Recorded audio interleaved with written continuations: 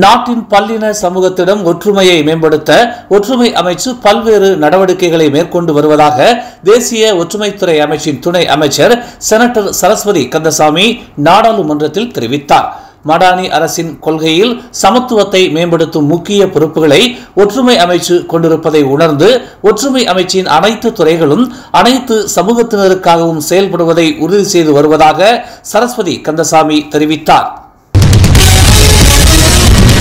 SPM-இல் 10 ஏக்கள் பெற்ற மாணவர்களுக்கு மெட்ரிகுலேஷனில் முன்னுரிமை வழங்கப்படுவதாக பிரதமர் டதஸ்ரீ அன்வார் இப்ராஹிம் அறிவித்திருப்பது வரலாற்று சிறப்புமிக்க செயலாக திகழ்வதாக பத்து நாடாளுமன்ற உறுப்பினர் பிரபாகரன் தெரிவித்துள்ளார். அனைவருக்கும் கல்வி என்பதை மடானி அரசு நிரூபித்திருக்கும் நிலையில் 10 ஏக்கள் பெறாமல் 9 அல்லது 8 ஏக்கள் பெற்ற மாணவர்களின் நிலை குறித்தும் கல்வி அமைச்சு தெரிவிக்க வேண்டும் என்று பிரபாகரன் நாடாளுமன்றத்தில் கோரிக்கை விடுத்துள்ளார். மெட்ரிகுலேஷனில் தேர்வு செய்யப்படும் மாணவர்களின் அடைவு நிலைகள் குறித்து முழுமையான விளக்க அறிக்கையை கல்வி அமைச்சு வெளியிட வேண்டும் என்று அவர் கேட்டுக்கொண்டார்.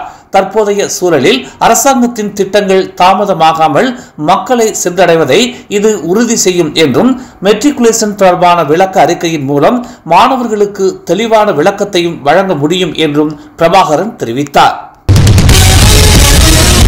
நாட்டை பாதிக்கும் அளவுக்கு மாறிவரும் வானிலை முறைகள் குறித்து விழிப்புடன் இருக்குமாறு முதலாளிகள் மற்றும் ஊழியர்களுக்கு தேசிய தொழில் பாதுகாப்பு மற்றும் சுகாதார நிறுவனமான நியோஸ் நினைவூட்டியுள்ளது. பணியிட விபத்துகள் மற்றும் நோய்களின் அபாயங்களை குறைக்க தடுப்பு நடவடிக்கைகள் செயல்படுத்தப்பட வேண்டும் என்று நியோஸ் துணைத் தலைவர் மணிவண்ணன் கோவிந்த் கேட்டுக் கொண்டுள்ளார்.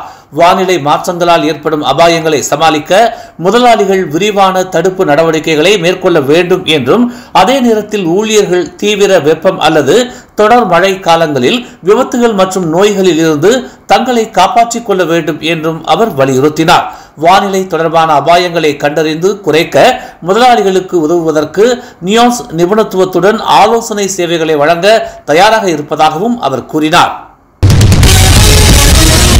சபா கோத்தகினபாலு தாவாவ் மாவட்டத்தில் உள்ள கலாபக்கான் சாலையில் அதிகாலை நடந்த விபத்தில் 3 பேர் காயமடைந்துள்ளனர். இன்று அதிகாலை 5 மணி அளவில் சபா சாப்ட்வுட் தொழிற்சாலைக்கு அருகே அவர்களின் வாகனம் எண்ணெய் டேங்கரின் பின்புறத்தில் மோதியது. மீட்பு குழுவினர் வருவதற்கு முன்பு பாதிக்கப்பட்டவர்களில் 2 பொதுமக்களால் மருத்துவமனைக்கு கொண்டு செல்லப்பட்டனர். இடிபாடுகளுக்குள் சிக்கியிருந்த மற்றொரு ஆடவரை சிறப்பு உபகரணங்களை பயன்படுத்தி மீட்பு குழுவினர் மீட்டனர். இச்சம்பவம் குறித்து போலீசார் விசாரணை நடத்தி வருவதாக தெரிவிக்கப்பட்டுள்ளது.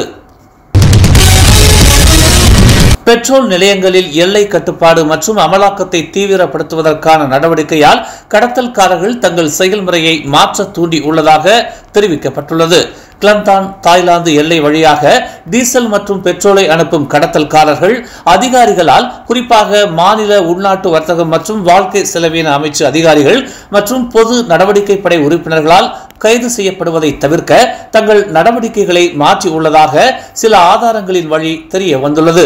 எல்லையில் இருந்து 25 கிலோமீட்டர் சுற்றளவில் அமைந்துள்ள பெட்ரோல் நிலையங்களில் முன்பு கடத்தல்காரர்கள் எரிபொருளை வாங்கினால் அவர்கள் இப்போது மேலும் சில மைல் தூரம் பயணிக்க தயாராக உள்ளனர். டீசல் மானியத்தை சீரமைத்ததன் வழி அரசு எடுத்த நடவடிக்கை பலனளித்துள்ளதாக அரசு தரப்பு தெரிவித்துள்ளது. டீசல் மானியத்தின் வழி அரசாங்கம் தினசரி விற்பனையை 30 விழுக்காட்டிற்கும் அதிகமாக குறைக்க முடிந்தது மட்டுமல்லாமல் இந்நடவடிக்கை கடத்தல்காரர்களுக்கு ஒருவித அச்சத்தையும் ஏற்படுத்தியுள்ளது. கடத்தல்காரர்களின் புதிய தந்திராபோயங்கள் குறித்து அமைச்சு அறிந்திருப்பதாகவும் அபராதம் உட்பட பல்வேறு நடவடிக்கைகள் மேற்கொள்ளப்பட்டு வருவதாகவும் கிளந்தான் உள்நாட்டு வர்த்தகம் மற்றும் வாழ்க்கை செலவின அமைச்சின் இயக்குனர் அஸ்மான் இஸ்மாயில் தெரிவித்தார்.